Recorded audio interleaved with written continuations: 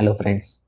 आज हम एक स्टैंडर्ड के बारे में बात करेंगे जो बात करता है ऑनशोर और नियर शोर से पाइपलाइन सेफ्टी रिक्वायरमेंट के बारे में। मतलब ये नहीं है कि ये स्टैंडर्ड आके सेफ्टी के लिए बना हुआ है, ये स्टैंडर्ड आके क्वालिटी पर्पस के लिए ही बना हुआ है। और जो भी बंदे पाइपलाइन में वेल्डिंग इंस्पेक्टर या पाइपलाइन इंस्पेक्टर में आना चाहते हैं तो उनको ये स्टैंडर्ड रेफर करना बहुत मैंडेटरी है। क्योंकि इसलिए मैंडेटरी है ना, क्योंकि इस स्टैंडर्ड में से आपको ड्राइंग्स में रीड करने के लिए क्लास क्या है, क्लास 1 क्या है, क्लास 2 क्या है, वो आपको पता चलेगा। उसके अकॉर्डिंग आपको एनडीटी सेलेक्ट करने में ईजी रहेगा। और दूसरा एक बात है कि जैसे ये पाइपलाइन का जो कॉरिडोर होता है, कॉरिडोर में कॉरिडोर के डिस्टेंस से कितने डिस्टेंस में एक वेल्डेड होना है, कितने डिस्टेंस में एक पावर केबल होना है, वो सब ये स्टैंडर्ड में कवर किया है। सो इसलिए हमको ये स्टैंडर्ड आके जानना बहुत मैंडेटरी है। तो चलिए हम इस स्टैंडर्ड को as a quality point of view में हम एक एक स्टैंडर्ड को रेफर करते हैं। मैं ये स्टैंडर्ड के लाइन बाय लाइन से नहीं जाऊंगा, मैं सिर्फ जस्ट आउटलाइन से आपको मैं बताऊंगा कि ये स्टैंडर्ड क्या बोलता है करके। ये स्टैंडर्ड का स्कोप क्या बोलता है ना, safety requirement for design and installation of onshore and near shore piping.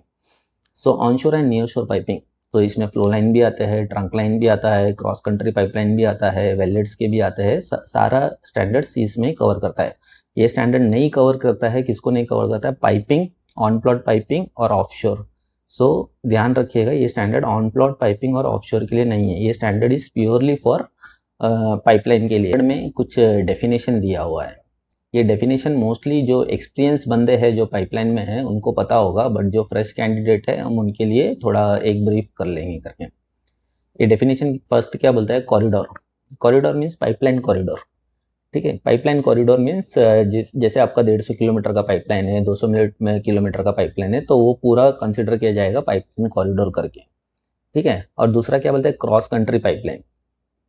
Cross country pipeline means क्या है ना कि ये नहीं समझिए कि कंट्री टू कंट्री क्रॉस करेगा तो ही उसको क्रॉस कंट्री पाइपलाइन बोलेंगे, नहीं। ये आके अगर district to district, state to state अगर आप करते हो तो भी ये क्रॉस कंट्री पाइपलाइन इसको कंसिडर किया जाएगा। ठीक है। तीसरा आके ट्रंक लाइन। ट्रंक लाइन क्या है ना, जैसे पहले आप फ्लो लाइन समझ लीजिए। ठीक है, फ्लो लाइन क्या है ना, जो वेल्डेड होता है उससे जो पाइप निकल के आता है उसको बोलते हैं फ्लो लाइन।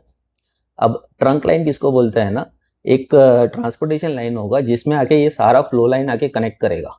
ठीक है, तो उसको बोलते हैं ट्रंक लाइन। ठीक है। देन आगे ये क्या बात करता है? लोकेशन क्लासेस के बारे में।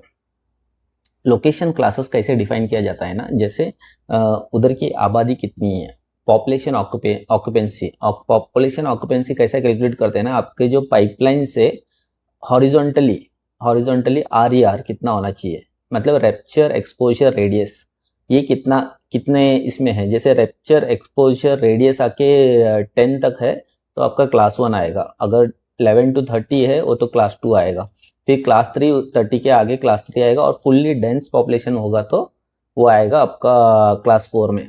हम आगे देखेंगे इसके बारे में, बट मैं आपको जस्ट ब्रीफली बता देता हूँ।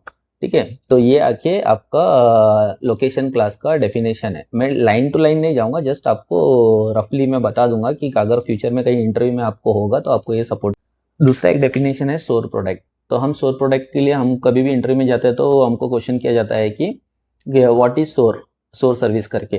तो हम क्या बोलते हैं? द लिक्विड और gas which is containing H2S is called सोर प्रोडक्ट, सोर सर्विस करके। बट इसके स्टैंडर्ड के अकॉर्डिंग देखोगे ना, जिसमें 1.5% ऑफ H2S और मोर है तो ही वो सोर सर्विस है। आपने कोई गैस लाइन किया होगा, वो नॉन श्योर होगा। ठीक है, गैस लाइन है बट नॉन श्योर है। क्यों नॉन श्योर है? यही रीजन है कि वो 1.5 H2S के नीचे है। ठीक है।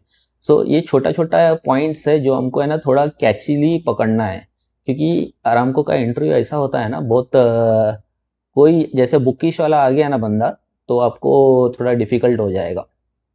फिर एक है इमरजेंसी आइसोलेशन वॉल। ठीक है, इसका भी एक बड़ा सा लेटर लिखा है, बट मैं आपको शॉर्ट फॉर्म में बता देता हूँ। इमरजेंसी आइसोलेशन वॉल इसलिए पाइपलाइन में होता है कि जैसे कहीं पे भी रैप्चर हो गया, ठीक है, तो आपको लाइन को आइसोलेट करना है, तो उसके लिए इमरजेंसी आइसोलेशन वॉल लगाया जाता है। ये आरईआर जैसे मैं बताया, rapture exposure radius. Rapture exposure radius मतलब जैसे आपका पाइपलाइन है उसका हॉरिजॉन्टल में जैसे 100 ppm S2S जहाँ तक लीक हो, जहाँ तक जा सकता है, जितना स्पीड में जा सकता है, उसके हिसाब से ये आरईआर को कैलकुलेट किया जाता है। ठीक है, हम अभी ये स्टैंडर्ड का मेन गोल क्या है करके देखते हैं। ये स्टैंडर्ड का मेन गोल है ना कि प्रिवेंट एक्सीडेंट। ओके, कोई भी पाइपलाइन का जो एक्सीडेंट है ना, जैसे रैप्चर्स है, उसको प्रिवेंट करना है। दूसरा है कि control the risk from the gas and hydrocarbon pipeline. तीसरा है कि define safe distance from public area. चौथा है कि establish safe corridor and spacing rules. जब आप इस स्टैंडर्ड में जाते हो ना, तो इसमें कुछ फैक्टर्स, एक टेबल दिया गया हुआ है कि कौन से फैक्टर से आरईआर कंसीडर किया जाता है। तो मैं उसको थोड़ा आउटलाइन में मैं आपको बता देता हूँ। 4 ही फैक्टर्स है। एक पाइपलाइन डायमीटर है, फ्लूइड कौन सा है, ठीक है, मटेरियल का ग्रेड कौन सा है, और ऑपरेटिंग प्रेशर कौन सा है। सो ये 4 फैक्टर से ही आपको डिफाइन किया जाता है कि आरईआर रैप्चर रेशियो हम कैसा कैलकुलेट करेंगे करके। जैसे मैंने पहले बताया कि पॉपुलेशन ऑक्यूपेंसी को रख के लोकेशन क्लासेस डिफाइन किए जाते हैं। तो क्लास वन लोकेशंस, ठीक है, क्लास 1 लोकेशन डेजर्ट एरिया या कहीं पे फार्म लैंड है, मतलब रिमोट एरिया है कम्प्लीटली, तो वहाँ पे उस एरिया को हम क्लास 1 कंसिडर किया जाता है। क्लास 2 एरिया किसको कंसिडर किया जाता है ना, जैसे स्कैटर बिल्डिंग है, जैसे 50 मीटर या 100 मीटर के डिस्टेंस में है ना, बिल्डिंग्स है या कुछ फार्म्स है, उसको क्लास 2 एरिया में कंसिडर किया जाता है। क्लास 3 आके ना रेसिडेंशियल एरिया, जहाँ पे आबादी थोड़ी बहुत है, ठीक है, थोड़ी बहुत है, मतलब इतना ये नहीं है, बट आबादी है उधर पे, और रेसिडेंशियल एरिया है कम्प्लीटली, तो उसको क्लास 3 कंसिडर किया जाता है। और क्लास 4 के जगह को कंसिडर किया जाता है जहाँ पे डेंस पॉपुलेशन है, जैसे स्कूल कॉलेजेस, शादी का हॉल, पूरा सब जगह है। तो जैसे मतलब एक बड़ा सिटी है, उसको क्लास 4 के एरिया में कंसिडर किया जाए। इसके अकॉर्डिंग हमारे पाइपलाइन में हम एनडीटी कंसिडर करते हैं कि एनडीटी इस एरिया में कितना होगा। तो अभी जैसे क्लास 1 है तो उसमें एनडीटी आके 10% एज पर जो पाइपलाइन का सऊदी अरामको इंजीनियरिंग स्टैंडर्ड है W12, उसके अकॉर्डिंग भी, और B31.8 और 31.4 के अकॉर्डिंग भी। और क्लास 2 का 15%, ये भी बहुत W12 और 31.8 एंड 31.4 के अकॉर्डिंग। और क्लास 3 और क्लास 4 में चेंजेस है। क्लास 3 में आके 31.8 क्या बोलता है ना, 40% बोलता है, और W12 बोलता है कि 100% लेना है करके। और क्लास 4 में भी W12 बोलता है कि 100% एनडीटी करना है, और 31.8 और 4 क्या बोलता है ना कि 75% हमको एनडीटी करना है करके। अभी चलिए एक ड्राइंग को रख के हम देखते हैं कि आप ड्राइंग में आप क्लास 1 एंड क्लास 2 किधर आप आइडेंटिफाई करोगे। इस ड्राइंग के राइट हैंड साइड में देखोगे ना, मैंने एक रेड कलर से हाईलाइट किया है। एक्चुअली ड्राइंग में क्लियरली नहीं दिख रहा है, तो प्रेजेंटेशन में भी नहीं दिखेगा, तो वो आके क्लास 1 है, और लेफ्ट साइड में क्लास 2 है। अभी आप ये जो प्लान एंड प्रोफाइल पाइपलाइन का ड्राइंग होता है, उसमें एक लोकेशन एंड लोकेशन क्लास करके एक टेबल ही होता है। वहाँ पे आपको पूरा क्लास दिया होगा कि इतने किलोमीटर तक ये क्लास 1 है, इतने किलोमीटर के आगे ये क्लास 2 है करके।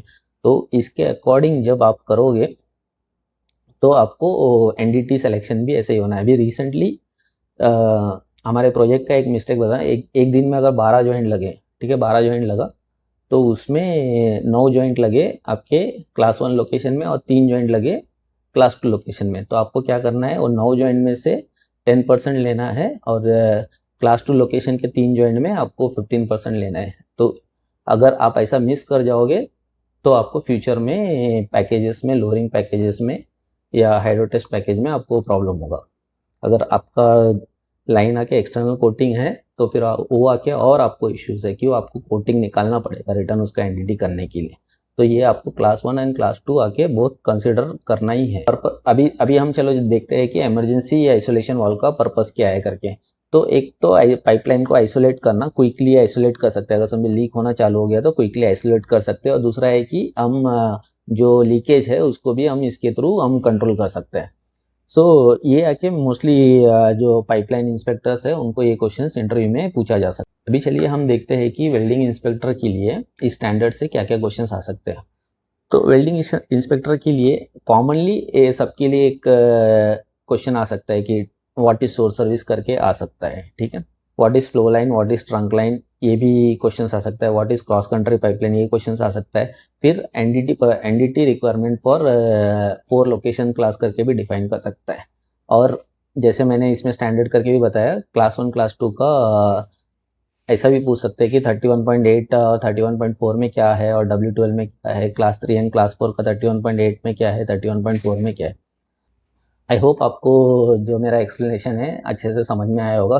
मोस्टली ये स्टैंडर्ड फ्रेशर्स को थोड़ा ध्यान देना चाहिए, क्योंकि इसमें थोड़ा भी, अगर जैसे फ्रेशर्स जो आते हैं, अगर इवन इवन जैसे आप किसी के पास इंटरव्यू के लिए जाते हैं ना, अगर पाइपिंग का जो वेल्डिंग इंस्पेक्टर है वो पाइपलाइन में आएगा ना, अगर समझो उसको फेल करना है ना, तो सबसे पहले यही क्वेश्चन पूछा जाएगा कि क्लास 1 क्लास 2 क्लास 3 क्लास 4 क्या है करके। जैसे क्लास बोल देंगे तो पाइपिंग में जो काम किया हुआ वेल्डिंग इंस्पेक्टर होगा वो क्या सोचेगा कि लाइन क्लास के बारे में बात कर रहा है करके, बट लाइन क्लास नहीं है, पाइपलाइन में ये आके लोकेशन क्लास के बारे में बात किया जाता है। सो आई होप आपको ये वीडियो अच्छा लगा होगा। Thank you, bye bye, take care.